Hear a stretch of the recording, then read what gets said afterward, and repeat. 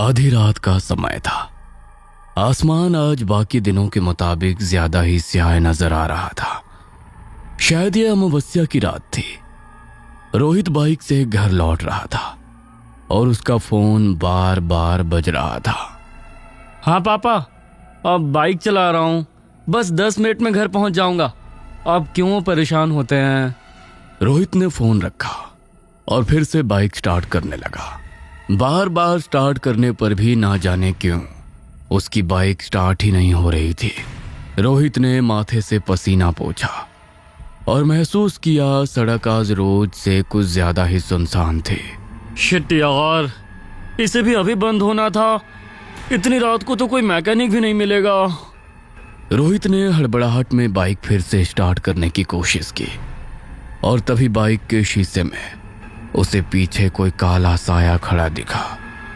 ऐसा लगता था जैसे उसने मजबूती से उसकी बाइक को पकड़ रखा हो। घबराकर रोहित के हाथ से फोन छूट गया। उसने डरते डरते पीछे देखा, लेकिन पीछे कोई नहीं था। रोहित ने फिर से शीशे में देखा तो उसे अभी भी वो साया वहां खड़ा नजर आया। उसकी आंखें सफेद थीं, मगर पुतलियां गायब। उसका नाक, कान, होठ कुछ और नजर नहीं आ रहा था, जैसे सब एक ही में मिला हुआ था। रोहित का शरीर सुन्न पड़ रहा था। अचानक उसे अपने कंधे पर एक ठंडा हाथ महसूस हुआ और उसी के साथ रोहित बाइक और फोन वहीं छोड़कर पैदल ही घर की तरफ भागने लगता है। रोहित शहर के सबसे बड़े कॉलेज में पढ़ने वाला एक अमीर बाप का बेटा था। महंगे कपड़े, बाइक, मोबाइल और बेहिसाब पॉकेट मनी ने उसे मुंहफट और लापरवाह भी बना दिया था। एक दिन रोहित अपने दोस्तों के साथ कॉलेज की पार्किंग में बाइक पर बैठा हुआ था। उफ, जरा देखो तो, कयामत जा रही है। अरे हमारे कॉलेज में कयामतों की कमी थोड़ी ना है। अरे यार रोहित, क्या तू हर समय फोन में आंखें गड़ाए रहता है? अरे जरा नजर उठाकर तो देख, सामने क्या मस्त नजारा है। अरे हट भाई, तू ही ले ऐसे नज़ारों का मजा, क्योंकि मुझे तो इन सब में कोई दिलचस्पी नहीं है।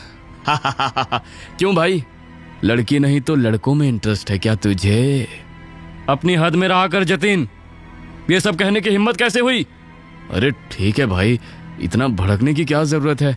मैंने तो बस मजाक ही किया यार। अगर एक हल्का सा मजाक मैंने तेरे गाल पर रख दिया ना, तो तेरा दिमाग घूम जाएगा। तेरी औकात नहीं है मेरे साथ मजाक करने की। अरे यार बस भी करो, इतनी सी बात के लिए इतना क्यों लड़ रहे हो? मुफ्त की दारू पी पी कर ज्यादा ही बोलने लगा है ये। अपनी औकात में रहा कर, भिखारी कहीं का। याद है ना, कॉलेज स्टार्ट हुआ था तो चाय पीने के भी इसकी जेब में पैसे नहीं होते थे। आज मेरी बिल्ली मुझे को म्याऊं कर रही है। इतना बोलकर रोहित गुस्से में बाइक स्टार्ट करके वहां से चला गया। लेकिन आसपास खड़े कई लोगों ने रोहित की ये बात सुन ली थी। उस छोटी सी बहस ने जतिन के दिल में गहरी आग लगा दी थी। ऊपर से रोहित की कही गई बात उसके कानों में बार बार गूंज रही थी। अरे छोड़ ना भाई, ये सब तो दोस्तों में चलता ही रहता है। चल तुझे ठंडी बियर पिलाता हूँ, फिर तेरा दिमाग एकदम शांत हो जाएगा। बाहर में जाओ तुम और तुम्हारी बियर।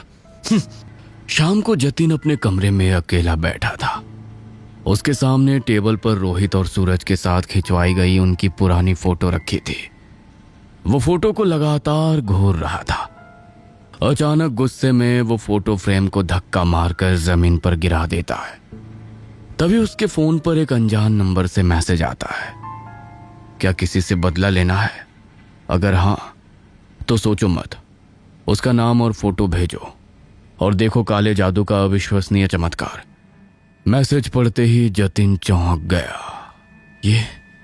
ये क्या है? अब आजकल के लोग कुछ भी स्कैम करते हैं, पागल गवार कहीं के। जतिन ने फोन एक किनारे फेंक दिया और सो गया। लेकिन उस रात उसे ठीक से नींद नहीं आई। अगले दिन फिर से उसकी आंख फोन बजने से ही खुलती है। आधी नींद में वो फोन देखता है। ये क्या है? शिट! किसी ने जतिन और रोहित की लड़ाई का वीडियो बना लिया था और उसे फेसबुक पर अपलोड भी कर दिया था। जो वाक्य अभी तक बस 2-4 लोगों ने ही देखा था, वो अब सब देखने वाले थे। शर्म और गुस्से से जतिन अपना फोन जोर से पटक देता है। कुछ देर गुस्से में आंसू बहाने के बाद जतिन फिर से फोन उठाता है और मैसेज को दोबारा पढ़ता है। 100% समाधान।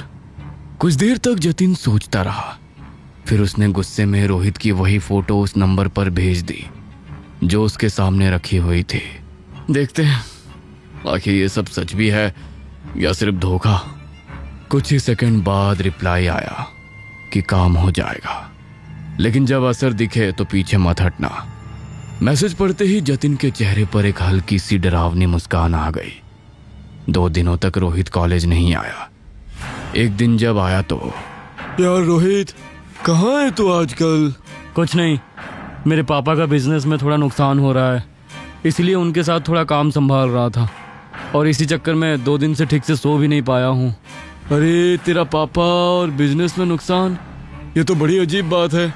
20 साल से वो इस बिजनेस में है। वही तो, ना जाने क्या चल रहा है। रोहित को ऐसे देखकर जतिन को थोड़ा अजीब लगा।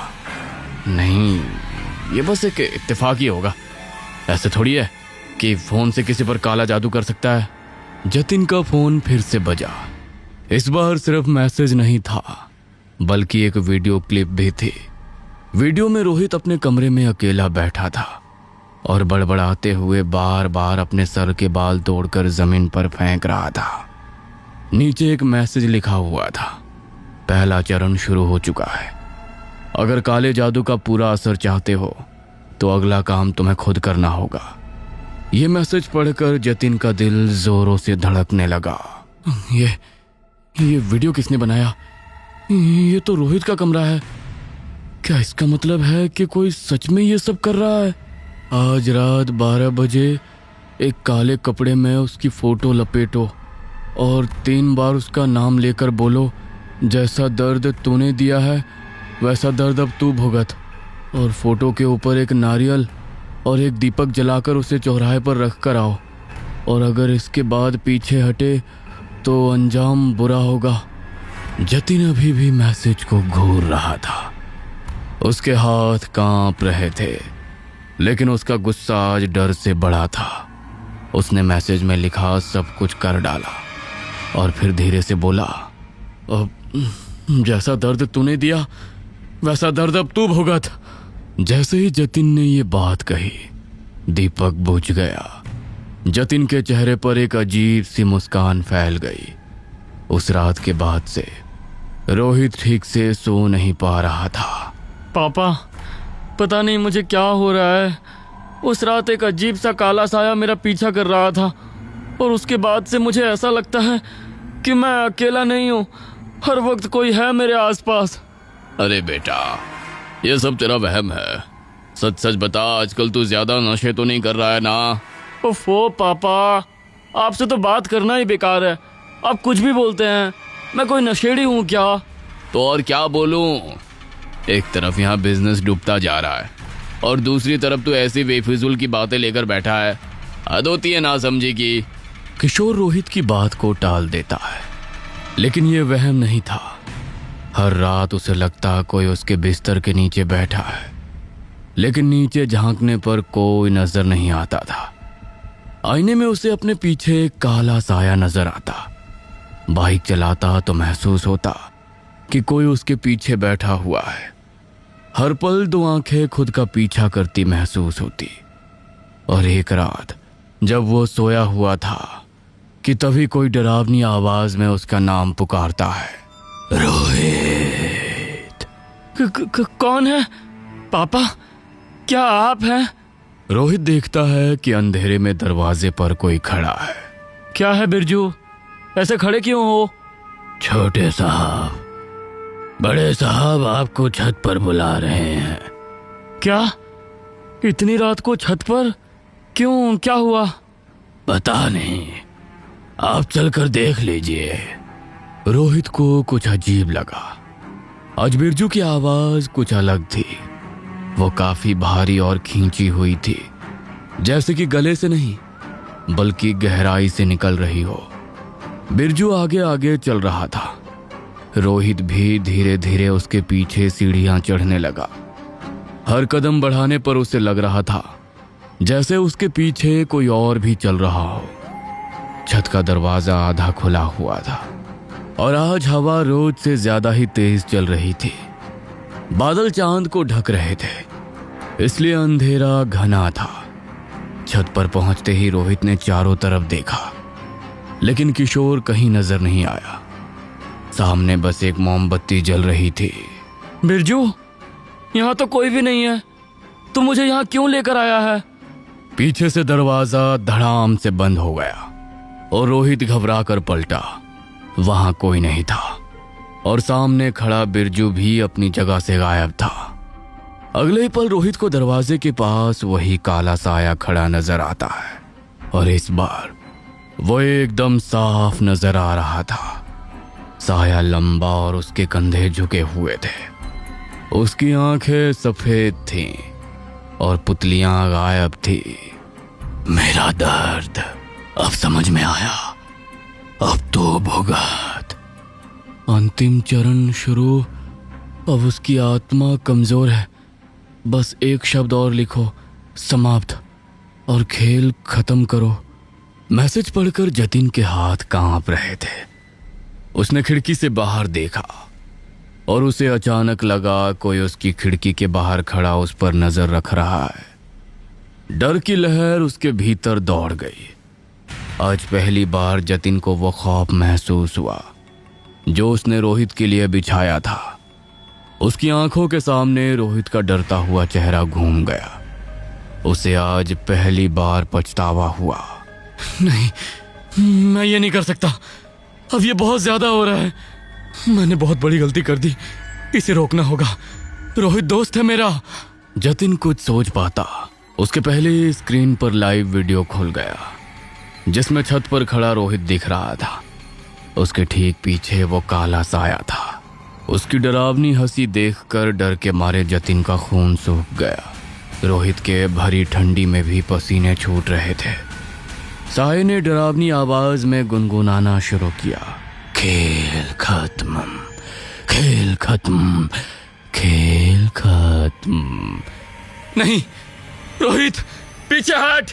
लेकिन तभी जतिन की खिड़की से बाहर झांक रहा साया भी अंदर आ गया और उसने जतिन की गर्दन पकड़कर आंखों में आंखें डालकर कहा था ना, पीछे मत हटना। अब या तो वो या फिर तू। साया एक आत्मा लेकर ही जाएगा।